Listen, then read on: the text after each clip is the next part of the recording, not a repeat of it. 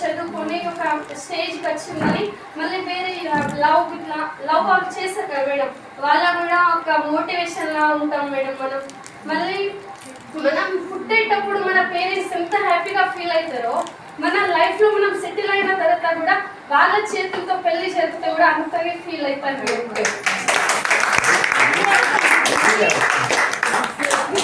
మన ఫ్రెండ్ వాళ్ళు లవ్ చేస్తున్నారని వాళ్ళకి లవ్ మనకు లవర్స్ లేదని అలాంటి విషయంలో మనం వెళ్ళకుండా మన పేరెంట్స్ని చూసి మన ప్రాబ్లమ్స్ని అర్థం చేసుకొని చదువుకునే వాళ్ళే రియల్ అయిన స్టూడెంట్ మేడం.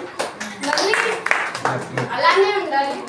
మళ్ళీ మనం వాళ్ళకు లవర్స్ ఉన్నారు, నాకేంటి ఇలా వాళ్ళకు మొబైల్ ఉంది నాకు మొబైల్ లేదు, వాళ్ళకి ఫ్రీడమ్ ఇస్తున్నారు మనకు ఫ్రీడమ్ ఇవ్వట్లే అని మనం పేరెంట్స్ వాళ్ళ మీద కోపం పడకూడదు. ఎందుకంటే వాళ్ళు ఏం చేసినా మనకు మంచి కోసమే చేస్తారు మేడం. వాళ్ళు మనకు ఫ్రీడమ్ ఇవ్వట్లే అని మనం వాళ్ళ